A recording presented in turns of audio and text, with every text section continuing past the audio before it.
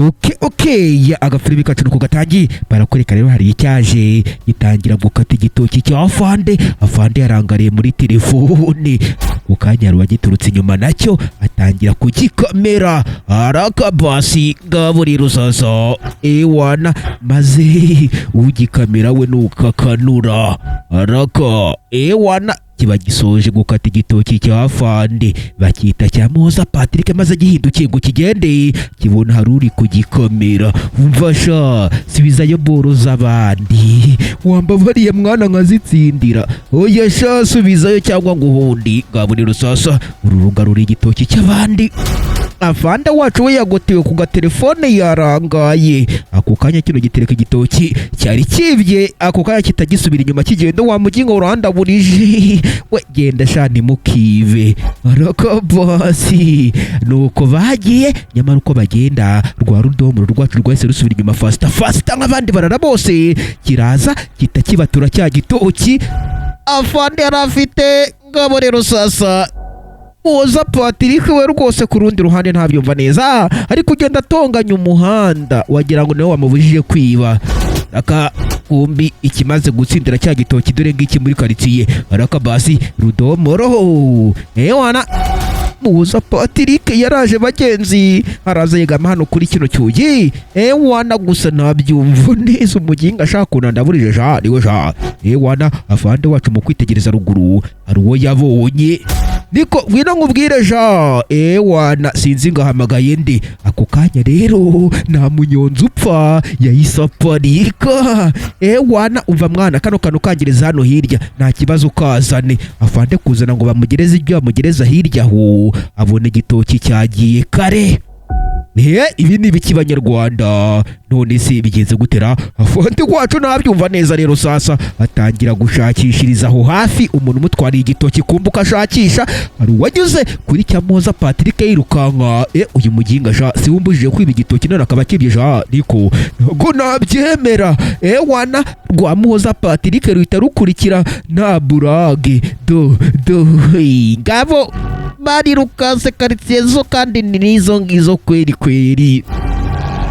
ake basi ngabo afande we ku rundi ruhande ari kugenda ashakisha abagenzi gusa sinzi igitoki cyanjye kwera ubu kigiye nabyumva afande sitevo wacu rwose umugingo ubumenyera kumbe barakwereka rwa rudomo rwaraje rugeze hano ako kanya ruhita rugira gute runakingaho nta buragi hari ni rudomoro wacu atsindiye igitoki cy'abandi ahita avayo yitonze rero sasa kumbe kwavayo nawe hari uwamuriye runono Hoza Patrick wacu nawe amuri hafi cyane aramukurikira muri buno buryo arakamuza Patrick wacu iki nacyo kiraza fasta kumbe uko kiza muri ubwo buryo cyaraje gitereka igitoki hano kibanza gucunga ko nawe wagikurikiye kuva nawe wankurikiye rero reka nze nkwereke ako kanya kiraza kitonze gifungura hano no gutinda rudomoro wacu ako kanya bakuye y'icyo bita gazi n'agapanu na burage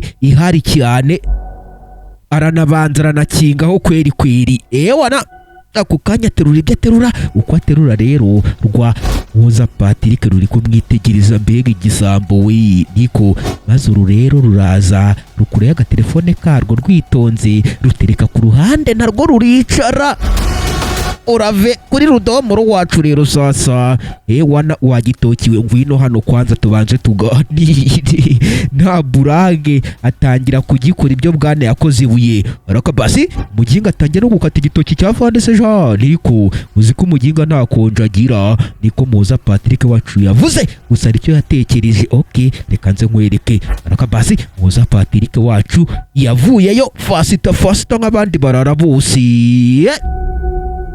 kurundi ruhande afande wacu we cyamurengeye umufana nta munyonzi upfa we yahise yigendera ako kanya afande wacu atangira urugendo rwo gushakisha umuntu umutwariye igitoki cye uko agenda rero sasa barakwereka cyamuza Patrick cyaturutse inyuma rudomoro yifata ya telefone ye rudomoro wacu we ntiyarabukwa wana maze kiraza hari ibyo cyatangiye kweditinga muri ubwo buryo cyafanyije haraka nta gutinda gifata ya telefone ya Rudomoro kirayigura kiyisubizaho yariri, nta burage hari kita kikarenga. Bamwita Muhoza Patrick. Raka basi afande we rwose aracyashakisha gusa sinzi nimba ari cyari bubone. Afande wacu we ntanabyumva neza, ageza nifata mu mayunguyungu bagenzi. Mbega abaginga baneje siri basajya umwaka w'umugande koko.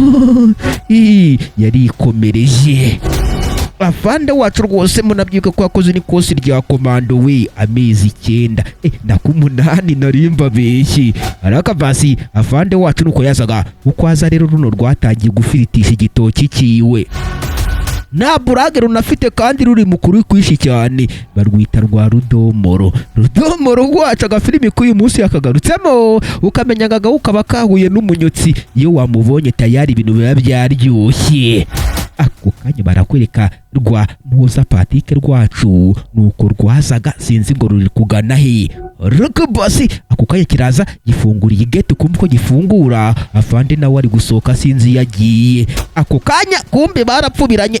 Samahano fundi, ati rwose si igitoki cye wabuza kweri? Igitoki cyanjye sha niko bimeze kabisa. Wana umugingo wagitwari hariya hirya, ngwino nge kumukwereka. Raka basi afande Siteve rero yahise akurikira kino ukigiye kumwereka wamutwariye igitoki. Raka ngabo rero sasa nuko kandi banagiye. Afande wacu yarakaye cyane, afande Siteve. Raka basi kumbi kino ku rundi ruhande cyo cyatangiye no guporeza igitoki cya afande, nta mikino ihari. Rwa Rudomoro rwacu wana ruraporeza ngo uve ku bapolisi kabuhariwe. Afande Siteve na Muhoza Patrick nabo bari kuza tayari. Nubwo buryo binjiye muri ya gate bitonze. Afande ngwino porampora witonze nkwereke, ngwino nkwereke kabisa. Do reba umuginga wagukujeho, itegereza hariya hirya. Afande koko kwitegereza, niko uriya niwe muginga wangujeho. Afande wacu yarakibonye. Okay, gusa nk'abandi bafande bose rero afande Siteve wacu yungutse igitekerezo. Okay, reka tuzenguruke shango reka kanu twikorera. Ati siko bimeze, we nkurikira. Bahita bakarenga kandi bitonze. Raka basi ukurikira unarebe rero baragifata cyangwa uru narwo ruracyaporeza, nta burage rwa Rudomoro rwacu. Kumbi nyuma yacyo afande Siteve wacu we nuko yavaga yari kumwe na cya Muhoza Patrick. Do afande araza mwendo wa jeshi, cya Muhoza Patrick kikaza mwendo wa Seviliyani uvanze n'uwarara. Wana nubwo buryo bazaga kandi bitonze porampora. Wana ukurikira unareba akantu ku kandi baje kamagesho narwo ruracyari gupreparinga icyakura, ari nako afande arakitegereza ko kanya itoza agifata mu mashingu. Sasa wowe ni wowe sha unyibasha nta soni. Imiripiri itangira kuvuza ubuhuha, nta burage bihari. Afande dore umuginga nawe wakwibiye igitoki, dore no kukirya kweri.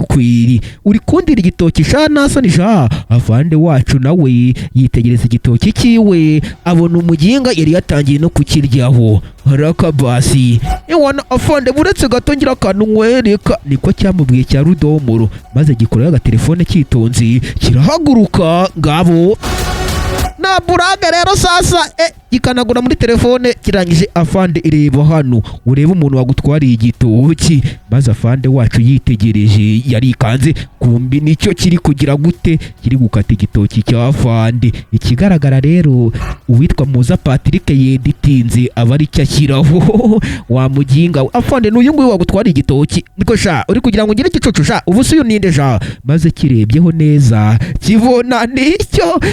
Wana ako kana kitakimenya ko ibintu byose byakibadirikiyeho, cyemera icyaha afande mbabarira.